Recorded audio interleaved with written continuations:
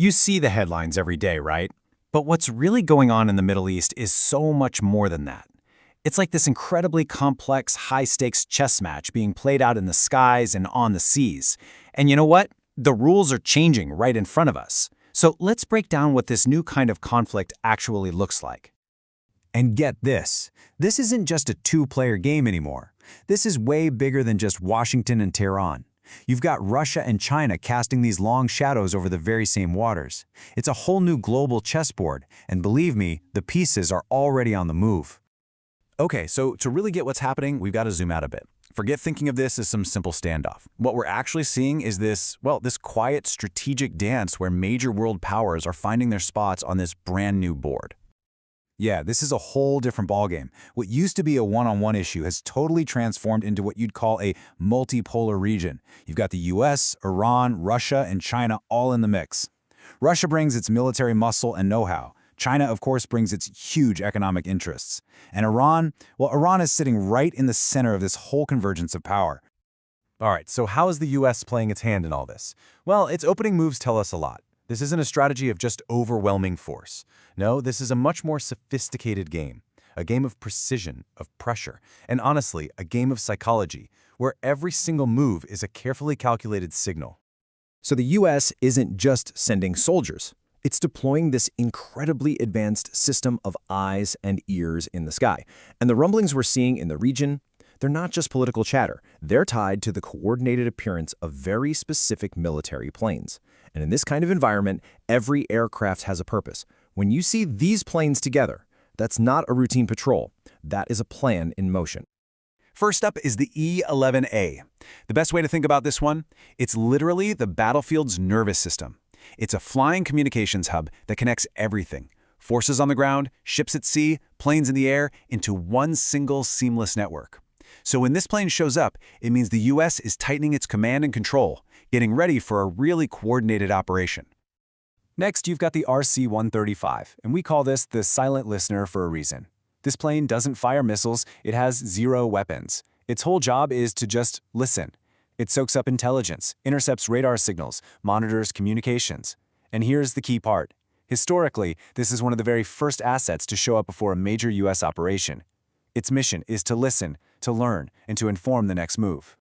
And that brings us to the E-3G Sentry, what many military experts call the final signal. This is the plane that brings it all together. It takes all that information from the air, sea, and land and creates one big, complete picture of the battlefield.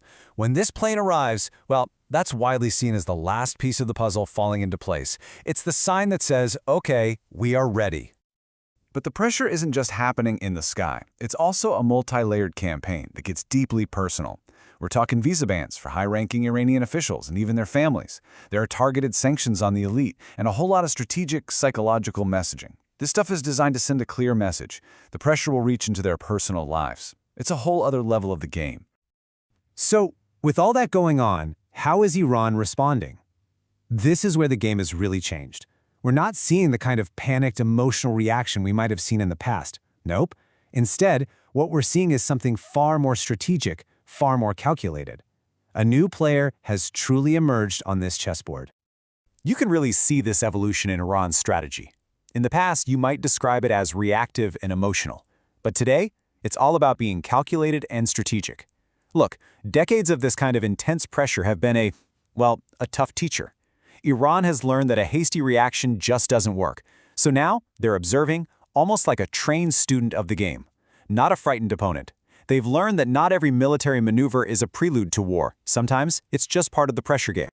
And make no mistake, Iran has its own powerful pieces on the board. They have key leverage points. First, the Strait of Hormuz, a massive global energy choke point that they sit right on top of.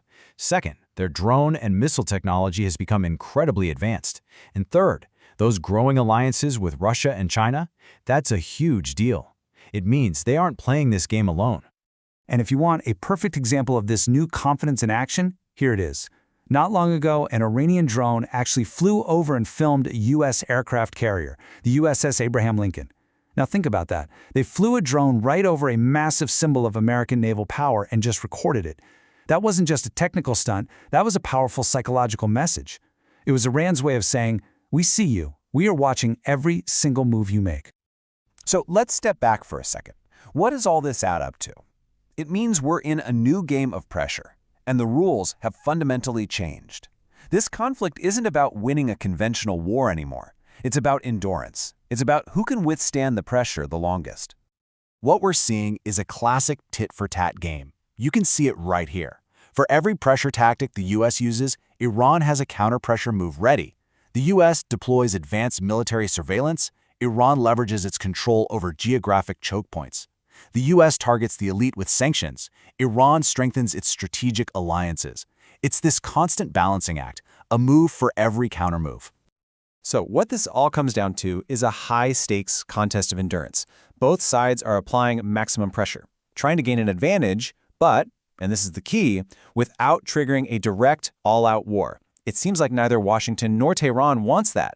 But, at the same time, neither side is willing to be the first one to back down. So, as this incredibly complex chess match keeps unfolding, the ultimate question isn't just about who has the stronger military. It's about who has the strategy, the patience, and the resilience to play the long game. That's what we'll all be watching. Thanks for joining me for this explainer.